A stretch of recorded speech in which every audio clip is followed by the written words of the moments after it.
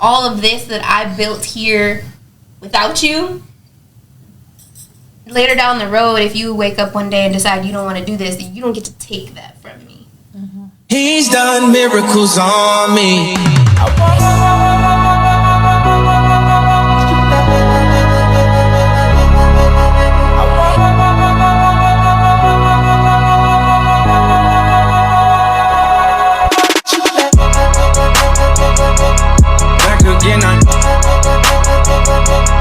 He's done. Back again. He's done miracles. Back again. He's done miracles on me.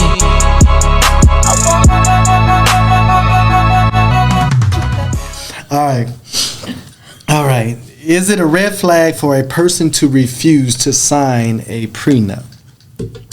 Thank you for rereading the question. Anytime, Doc. No, I don't think it's a red flag or wrong, because that was your initial question. Is it wrong? I think, well, I can speak for myself. I won't speak for other people. I've heard other people who come see me in therapy, and yes, like financial loss is a huge thing in divorce, right? But I think for myself personally, I've built my career to this point, and I'm at like 10 years in the game right now, right? And then there's so many other things in the vision that are coming up that I have. And like you said, right, when I was younger, I was like, oh yeah, you're coming together, you're supposed to do, ABC, XYZ. But now I'm like, okay, but we're coming into this as two people that already have these two things. And all of this that I built here without you, later down the road, if you wake up one day and decide you don't want to do this, you don't get to take that from me. Mm-hmm. And it's not because I think you're going to. I just, in protection of myself and who I am and what I've done and built and my name and my career, that's not saying that you're going to do it, but it's definitely making sure that I just don't end up losing everything I have busted for before you even came in the picture. Right. Because, see, people get caught up on the fact of, right, it's it coming down to an emotional decision. Okay. So they're looking at it as an emotional decision, but this is really a business type decision that you have to make in a relationship.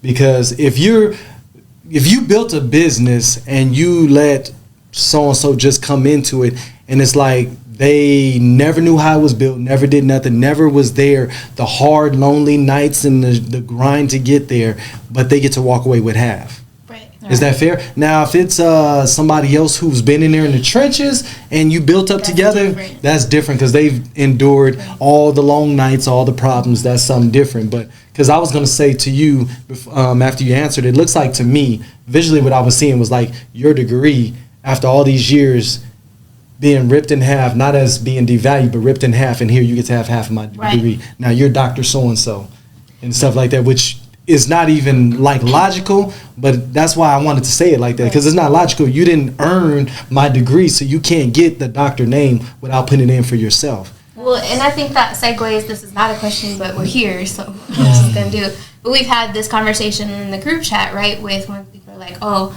would you change your last name when you got married, right? Mm-hmm. Well, I'm going to change my last name, but professionally it's still going to be doctor and my maiden name, because that was me. That wasn't you. That was my mom who saw me at 4 a.m. in tears because I was like, I can't do this. Like, I'm tired. I didn't go to bed last night. I'm still not done with this 20-page paper. Like, I got class in 4 hours. Like, I'm not built for this, right? It was, my pops who was just like, hey, I brought dinner for you, right? It was my family. It's my namesake, right? It's that part of my legacy that I've been building my career with. So while I'll be Mrs. whomever, doctor is still my maiden, because that was me. And that's not a jab at whoever comes in my life and decides that they want to have a marriage with me and build a life with me. And they have to understand that it's not a jab at you, it's not a disrespect to you, but I did all this without you here. And that's not anything bad, but like, you don't get to just, that's my family that gets to have that like accolade and that legacy and that like my daughter, like, my mom's an immigrant to this country, right? Like, my daughter is a first-generation immigrant, and she's a doctor. Like, that's why immigrants come to America, right? To have a better life. Her daughter's a doctor. Like, that's owed to them, right? So to speak. Like, it's for me, but it's for them, too. Like, that's... I shouldn't say there will never be, because that might be selfish of me. Maybe, like, one of my cousins might. But, like, right, as of now, there's only one doctor so-and-so, right, in my family. And I'm carrying that for them. That's something for them to be proud of. That's something to know, like, they afforded me the ability to even reach that far as a minority, as a first-generation immigrant. I love you. I'll be Mrs. So-and-so. But over here, it's Dr. So-and-so. And there's a level of respect, and it's one of those things where me practicing in my maiden name doesn't mean I'm not going to submit to you as my husband. Right. And you have to be able to sit here and actually be mature enough to understand that, recognize that, and respect it. If you can't, that ain't it. Move around. All right, so let me just smooth this over, right? Because it do sometimes when you say it the way you do. Is it a jab at men if you say you're not going to? Like, she's still taking his last name, just not. It's not a jab for a man who can get outside of his ego. You know what I'm saying? Because I hear what you're saying, and it makes very good sense with me being Mr. Living Legacy and what I believe in carrying the Stanford's name. I did a whole name change to carry the name on for the same reason. Now, the way I would explain it to a man who's logical, I was like, look, you have, let's just say his last name is Smith. You have Smith and Smith, but I'm going to do business as your last name. Mm-hmm.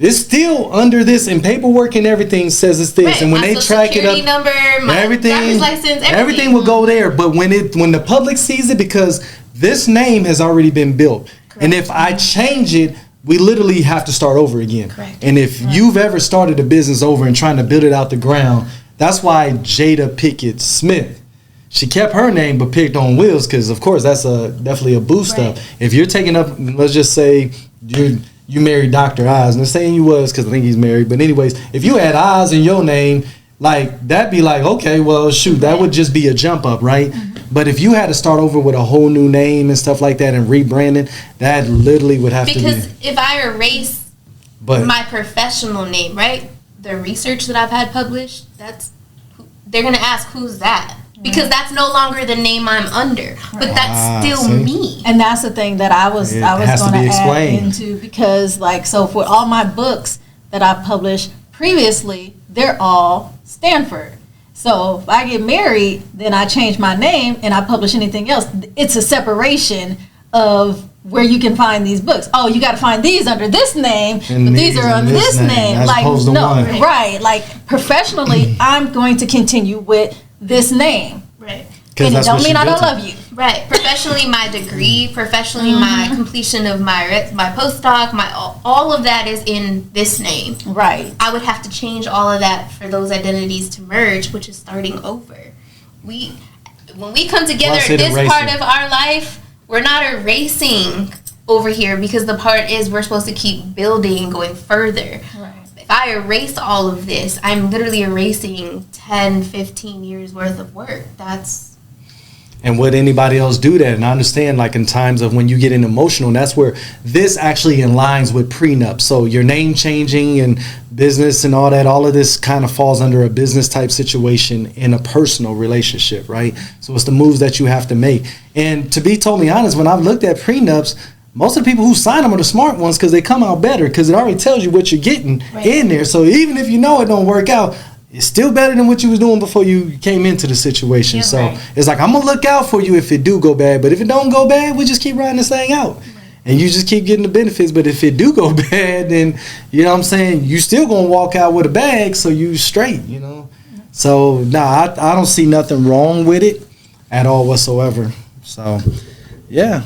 I just think if the way that you explained it and carrying on the lineage of your family and you being the first generation, even if it is your other cousins or nothing, but just in your family line of your mom and your father, you're carrying on this lineage of a legacy, and your work is under there. And I never knew that it would delete the stuff that you did. So it's like starting over. So any man would understand. As long as you got your name is on that license, on that Social Security card, should be straight.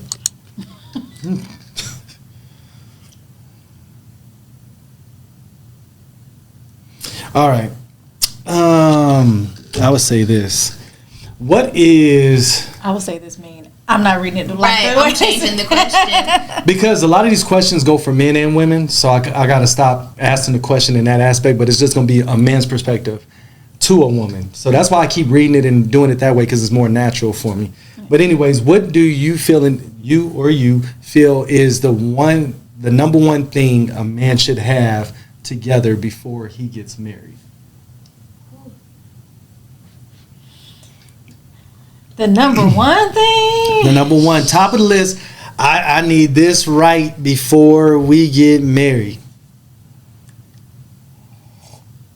I'm torn between two things. Okay, so give me one, and then we can keep dialoguing, because this could actually turn into.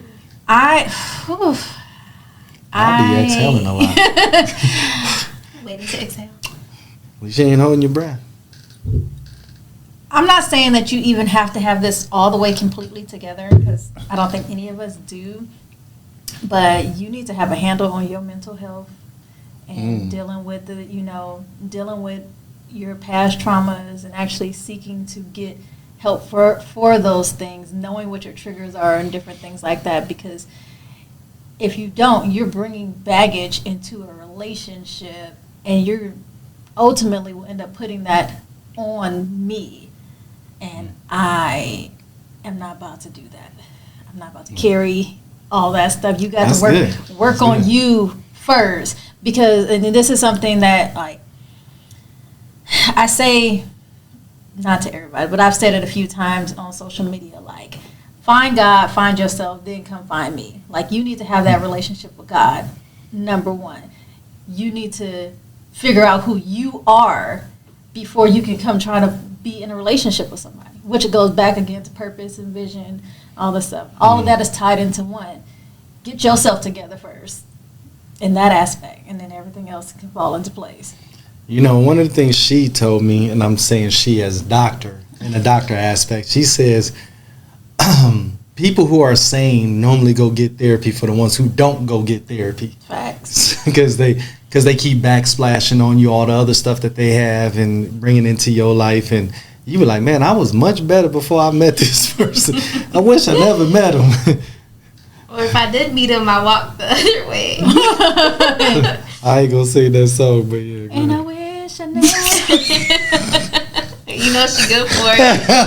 This is why I'm called Song, even though she got a song ready that Carl Thomas. Every time. I would say, that one's hard. It would have to be emotional intelligence. And I say that because... Ain't that still kind of, emotions and mental? That's why I'm going to clarify. Yeah. Like, we are forever on a healing journey. Mm-hmm. Okay? So I don't necessarily need your mental to be at 100 or even 90. Because some days it could be at 90, other days it could be 20, right? Like, I know for myself, like, an anniversary of my nana's passing, I'm not at 90. Like, okay? Like, I'm just not. Oh, man, no, it's real because... But hold on. But, like, so I would say emotional intelligence, because when you're working, because I feel like we can always grow our emotional IQ, but when we are working towards that and we're building that, we can sit there and I can say, today's not a good day for me, and I need this, or I need that, or I need space, right? Mm-hmm. Or I can say, you know what, that wasn't cool, can we talk about it? I'm triggered right now, so let's talk about it later. But right now, I just need to let you know I don't like you. You're not my friend. You're not my friend. Like, we're not... Well, I'm going to feed you, but it ain't with love. But you're not my friend right now, right? Don't eat it. It's not poison. It's just... You just going to be like, here, versus... He's like, damn, I got COVID. There's no seasoning. She ain't seasoning the food, bro.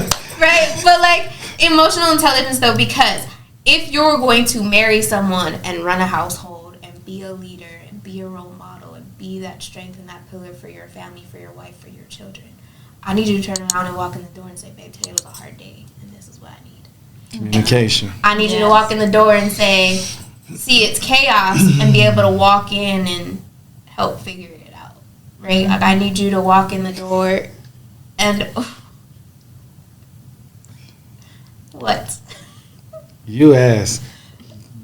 I get texts. I get texts. I'll be first walking through the door and that was because that was my thing that I was like struggling with which one. I was like, because communication is extremely important to me. I would communicate everything. She like they wildin', bruh. Come get these kids. Everything. Everything. All the details. All of the details. If you ever need a detail, ask Song. Song got you on all the details. There's no editing. There's no ad lib. It's just all the details. Raw, uncut details. Sound like a Stanford thing to do. But anyways, right, like, or I need you to say, like, if I'm struggling and I don't even recognize it, I need you to gently say, hey, like, you seem off. Are you all right? What's going on? Or can you calm? Like, don't say calm down, because that'll set somebody off more, right? But calm down. But being able to hold the space, right, and recognize that I don't think this is about me. How can I show up for her?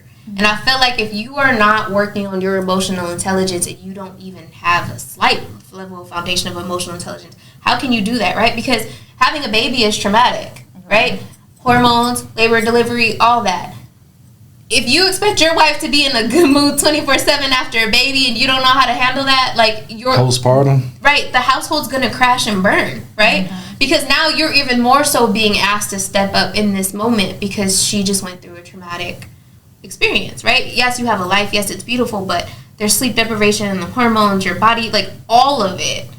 Like, but if you're not emotionally intelligent, you're going to take her slightest, like, shoulder brush as, like, oh, you don't like me? And it's just like, whoa, like, so I would say emotional intelligence has to be the biggest. Like, before you get married, like, there has to be a level of, like, I can recognize when I'm triggered and what that means, and then communicate, like, how that is or what that looks like, or hold space if space is held, or accept someone else's request or bid for space, attention, communication, whatever. Yeah. And let's just say the man asks you, babe, what's wrong? Mm-hmm. What would you normally say? What was wrong? What would you normally say? Go ahead. Oh, I'm going to tell you. Okay. You're going to tell me, or what's going on, or what else would you say? Well, some people say, I'm fine. I knew that's where he was going at. I'm here, I'm fine, or nothing? Nothing. So what does a man need to do in that moment? So if a woman tells you nothing or I'm fine, and you can feel that that's not accurate, I, as a man, saying, you know what, babe, like, maybe right now you're not ready to talk about it, mm-hmm. but I'm here for you when you're ready, because I can tell something's wrong or whatever, and then give her that space. Now, you may not get the outcome you want depending on the level of maturity from her, both mental and emotional, from her, right? But if it is someone who is maybe not recognizing in the moment that something is off, right, or someone who is emotionally intelligent or mature enough, and you've built that in the relationship, she'll come back and she'll be like, hey, look, I'm sorry, this is what was going on and I wasn't ready to talk about it, right? Or what I've had to do personally, because I'm speaking for myself, is I actually don't really 100% know what's wrong right now. I know I'm triggered, but I don't know why. But if you give me space, I will come back and talk to you. But what's space look like? You keep hearing. I mean, that's different in every relationship. It's you have to define that with your partner. So that could be. What is it for you? I want to go in your mind when you say give me space. You don't need it. Yeah. Does that mean I get to go to the next room, play the game till you ready, or watch a movie? Yeah, like you can do. I just can't be in the same room. For me personally, well, if you want to be in the same room, don't talk to me. Next room it is. But if I'm asking for space, it means like, yeah, like let me go shower, or let me go do something that helps me like self-regulate, and then I will come find you. Mm-hmm. But you have to trust that I'm gonna come find you and come talk about it. And when I'm like ready to come talk about it, like obviously I'm not gonna ask if you in the middle of the last like 10 minutes of your 2K game, because that's not gonna get a response from you. But I also need you to then be receptive and not be like, well, earlier when I tried to ask you, you ain't want to talk about it. You're like, see, this why now you want to fight. Right, now you want to fight, because I was trying not to fight, but now we gonna fight. Like, right? You see how the levels like, of the voice go up? I didn't say nothing earlier because I was trying not to be talking to you all crazy and I need time. And now I'm calm and you want to bring it back out of me. Right. There is a book, man. It's called The Woman's Brain. Read it. It will help you to understand what's going on. And it will make your life a lot easier. But, you can thank me a lot later. But for real, right? Like, space is defined however that person or that couple defines it in their relationship, right? But space for me, especially work, right? I talk all day, right? When I come home, don't talk to me. It's not personal. I want to hear your day. I want to talk to you. I want to build with you. But I need like a solid 10 minutes to just not talk. Like, that car ride home don't always be enough. Like, right? Or even when I had, because the reality is, right, if kids don't care about that, right? And I was in a relationship with a child, and I used to tell her, like, whatever you need right now, is it an absolute emergency this very second? And she was old enough for me to say that, right? And she'd go, no. I said, can I have just 10 minutes? And then you'll have... What you doing if you have a toddler? The toddler is, I have to then balance that. I have to take that car ride and figure it out. That is what it is. We're not going straight home. I'm taking But the other piece of that too, though, right, is, and I tell parents this all the time, is you're not always going to get it right? There is going to be a day where you walk in the house and you're like, what do you want now? Right?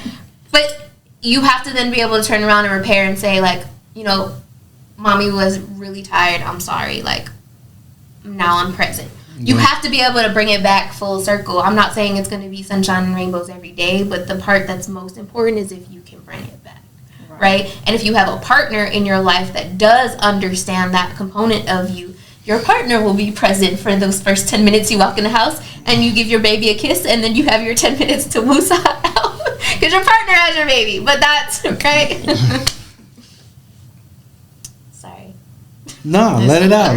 Listen. Yo, man, the honesty in it, and that's what I love about, you know, these platforms and stuff, is that these things, people really go through stuff, and they need, the things they connect to is your honesty. Like, I love all my kids, but at some point, you know, you like, I don't like them sometimes, like, because they, you know, very selfish, you know, they over there just taking and eating everything, don't think about you, not considerate. But the great part about it is it doesn't make you less of a good parent. It's just, I need a break. Like, this is a lot to manage. You go through a lot at work, and then to come home and have to deal with kids that are a lot. It's like a lot of times, like, yeah, you need time to decompress and take your moments. And to parents out there, too, your kids need the same. Mm-hmm. You got to exercise grace to them. Like, they're going to come in and they're not going to get in. So before I jump on them, I'm like, look, you got to explain to me what's going on, because, you know, all this extra you doing right now. I'm like, did you get bullied at school? Did somebody say something? Right. You know, did somebody treat you a different way? You know, I'm going through all the lists. I said, because I want to make sure before, you know, we go at it, that I'll make sure that I'm not negating what the problem is. Especially right now, like the increase in bullying in schools now versus when we were all in school is out of control, and there's so much access. Like, if we got bullied in school, it stayed at school. Yeah. Now it's on the internet, it's on social media, it's on Snapchat, it's on your cell phone, it's on video, and they're flooded constantly 24/7 with just stuff that you do have to also give your kids grace after school. Like, you just can't be like, why are you acting like that? For the same reason you probably would have. Right. And that's the thing. You got to remember, because when you went through things, especially your hormones, man, was going crazy in high school. Like, and you're trying to figure out yourself and stuff. So, yeah, exercise grace.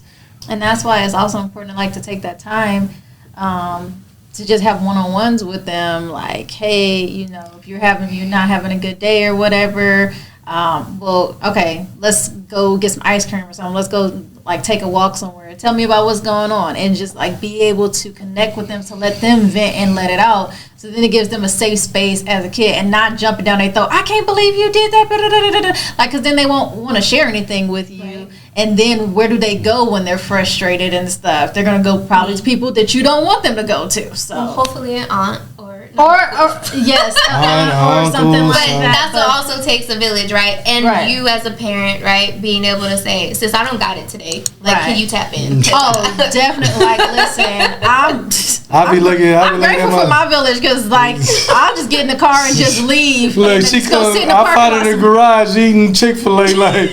I need to throw the bag away. I just left. I said, "All right, sis, don't worry." So I just closed the door, like, yeah, she going through, because oftentimes, man, for the strong people, I've learned most people don't check on them because they always just got it behind the scenes, but they really don't got it. Like they really just, holding their stuff together, everything going apart, and they just handle it on the outside a lot better than other people. But that inside is like a whole chaos storm going on. In the heart and mentally. So keep praying for your strong people. Keep being there for them. Keep increasing. We talked earlier about making sure y'all do your part to connect with the other parents in relationships, to build your community, your aunties and uncles and everybody. I want to thank y'all again for showing up for The Love of Men, where we had Song and Dr. Sam.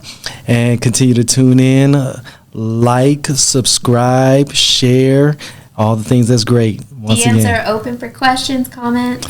Only question and comments. Do not try to come in the DMs looking for Dr. Sam or Song. We thank you for your time. Have a good night. Peace. Bye. Hey guys, don't forget to subscribe and join us next month for a whole new series. You won't want to miss this one. He needs your love and to know that you're there, but it just hits different when it comes from a man, because it's almost like it's at a point where they need to see themselves. And they